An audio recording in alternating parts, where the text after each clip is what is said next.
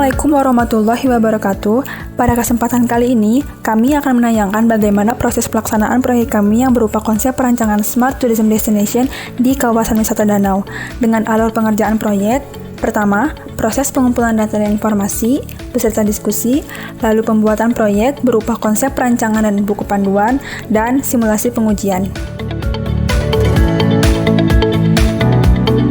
Dalam membuat proyek ini, hal pertama yang dilakukan adalah melakukan pengumpulan data dan informasi terkait topik proyek yang didapatkan dari beberapa sumber, yaitu seperti jurnal, artikel, website, internet, maupun proyek sejenis.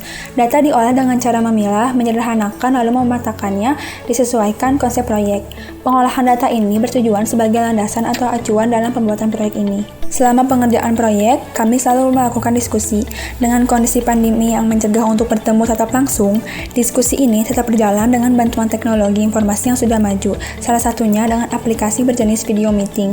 Melalui aplikasi ini memudahkan kami untuk tetap bisa melakukan diskusi jarak jauh.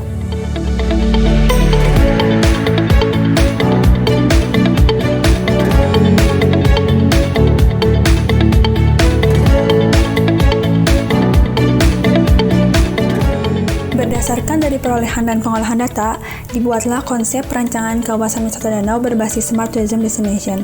Terdapat 6 dimensi pembentuk Smart Tourism Destination yang didukung oleh teori dari penelitian sebelumnya, yaitu Smart Attraction, Smart Accessibility, Smart Amenities, Smart Ancillary Services, Smart Activities, Smart Available Packages, di mana setiap dimensinya terdapat indikator yang perlu diterapkan oleh destinasi, khususnya kawasan wisata danau di Waduk Jatiluhur, agar menjadi Smart Tourism Destination. Konsep perancangan yang sudah dibuat kemudian dikemas ke dalam buku panduan sebagai produk digital yang dapat dimanfaatkan oleh pemangku pariwisata lainnya.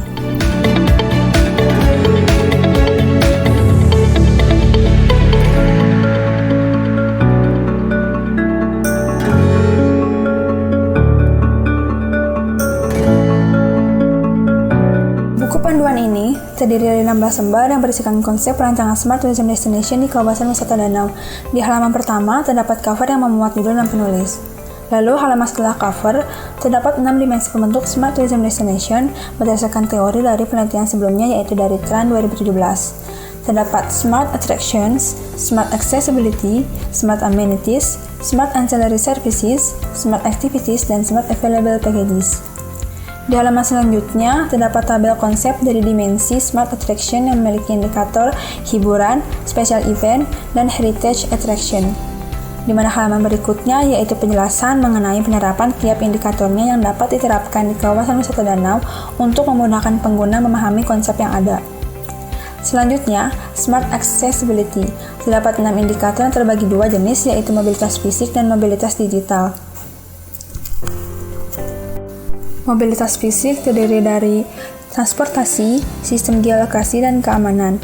Lalu, mobilitas digital terdiri dari indikator internet, media informasi dan promosi, serta tag NFC dan kode QR. Lalu, terdapat Smart Amenities yang terdiri dari indikator manajemen hotel dan restoran beserta penjelasan penerapan tiap indikatornya di halaman selanjutnya. Kemudian, terdapat Smart Ancillary Services yang terdiri dari 3 indikator, yaitu feedback, komunitas lokal, dan layanan medis, beserta sedikit penjelasan dari penerapannya. Selanjutnya yaitu terdapat dimensi Smart Activities yang terdiri dari indikator MICE dan rekreasi, beserta sedikit penjelasan penerapannya di halaman selanjutnya. Lalu dimensi terakhir yaitu Smart Available Packages yang terdapat indikator paket wisata dan paket co-creation, beserta penjelasan dari penerapan tiap indikatornya di halaman selanjutnya. Pada penutup halaman terdapat daftar pustaka sebagai sumber dan disitasi yang digunakan pada buku panduan.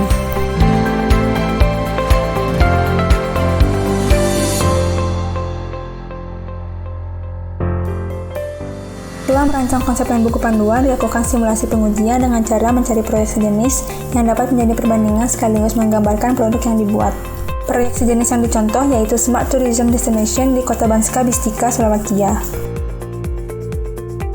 Dengan adanya proyek ini, diharapkan dapat membantu pengelola Waduk Jatiluhur juga dapat membantu Dinas Pemuda Olahraga Pariwisata dan Kebudayaan Dispora Parbud Kabupaten Purwakarta dan Dinas Pariwisata daerah lainnya untuk mengembangkan dan meningkatkan kepariwisataan di kawasan wisata danaunya. Sekian video pelaksanaan dari proyek yang telah kami rancang.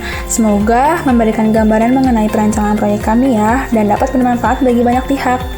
Burung Irian, Burung Cendrawasih. Cukup sekian dan terima kasih.